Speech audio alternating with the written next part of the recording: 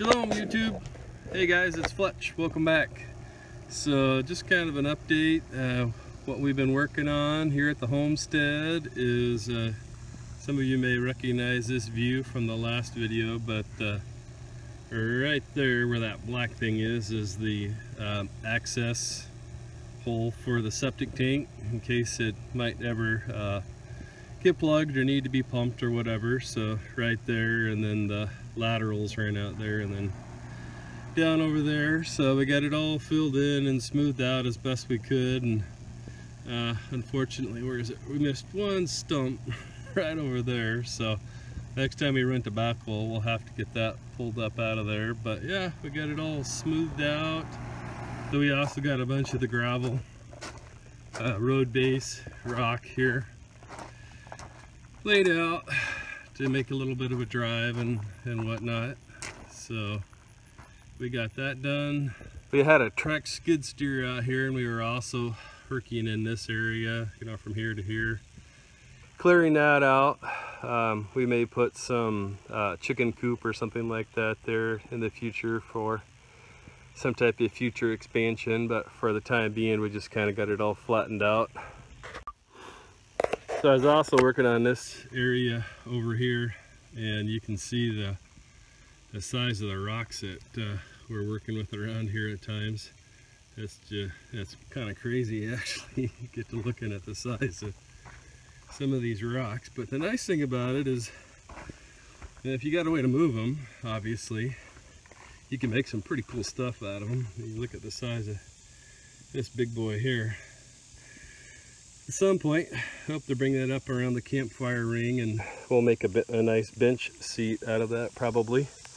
There's some nice pieces of rock over there, but the purpose of clearing this all out yesterday was that, let me get over here and get a better view of it. This right here is an old logging road. You kind of see it right there, that opening. But first I got to come in here and I got to cut up all of these logs out of there so that I can get access to that road. There's just all kinds of dead stuff like this right here. Look at that widowmaker there, cut up in the tree.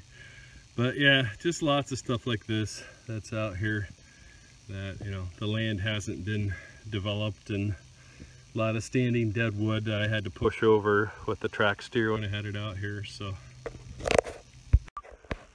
here we are. This is part of what we did the other day too, just clearing out this whole area, just pushing all of this dead lumber and debris, pushing it back out of the way, and then here starting to create a kind of a trail system that goes around our property.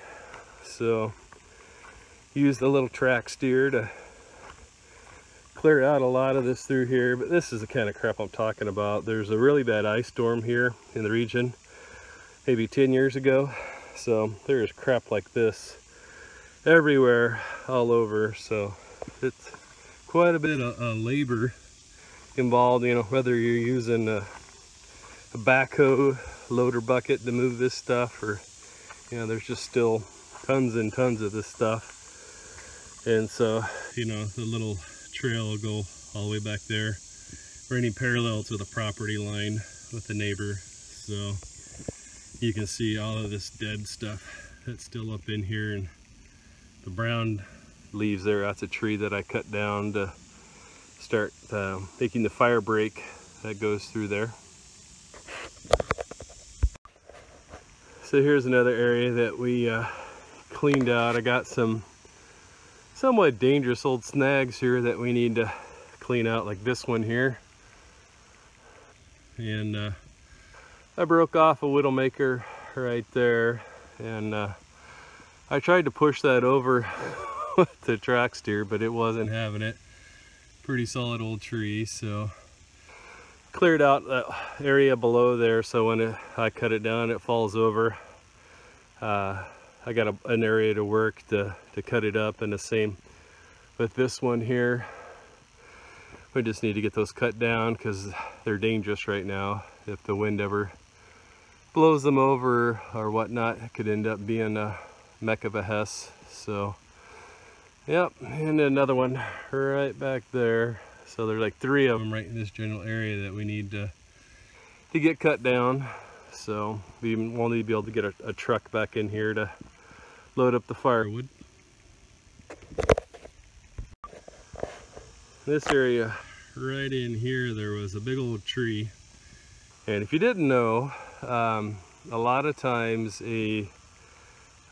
definitely a 4-wheel drive backhoe, but even a pretty good size track skid steer or track steer, depending on what you want to call it, can push over old dead trees, and it makes it an easy way to dig up the root ball, because you know, just the leverage effect, right, of gravity pulling a tree down or rip the root ball up, and then you know, you can just push it out of the way with the skid steer or the backhoe. But yeah, right there was a big old tree, and I just pushed it over, and then I did a little bit of backfill there. Obviously we need to smooth that out a little bit, but not all of them, as this one here as well. Right there, that dead tree, it snapped off when the ice storm many years ago, still standing, and stuff like this is stuff we're trying to all get cleared out of here, to, you know, just so it doesn't fall over at an inopportune time. So here's a neat little project I threw together the other day. This is a bench seat. That's all one huge piece of sandstone that I pulled up from the property when we set the septic for the other house.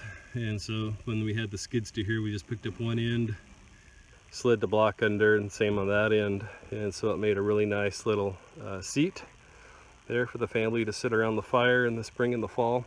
Obviously it's too darn hot in the summertime, but that's our little pile of firewood back there. Yeah, so here's our orchard area, and we didn't get some of these old dead trees and big trees cut out of here in time, so the trees weren't getting enough sunlight, and so came out here when we rented the backhoe last time and did the same thing, you know, pushing over the trees. But if they're alive, you got to dig out around the root ball just enough so that the tree doesn't fall over, but also so that you can push it over.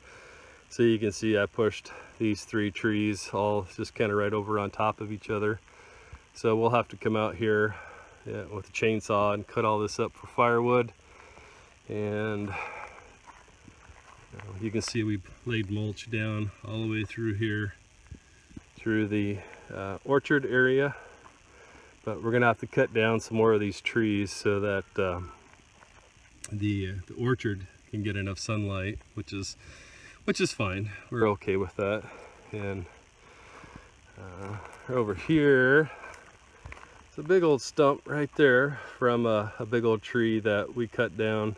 Actually, the neighbor cut down. He has a sawmill, and the neighbor that helped us with the construction expertise, we gave him that tree as kind of a trade and a thank you for his help. And so, nice big old white oak. He was able to make some big old timbers for one of his customers, and that's actually right there's the top part of the tree. You can see he cut up a bunch of it for us too while he was out here. So yeah, I got several days work anyways coming out here and cutting up all of this stuff, and then cutting off the root balls. And the next time we rent a backhoe, you know, we'll get rid of these root balls and backfill all this and smooth it out and make it look nice. But in the meantime, it's allowing enough sunlight in here anyways to keep the trees that didn't unfortunately already die alive. So, well, that's it for today, guys. I hope you're having a blessed day, and we'll talk to you later.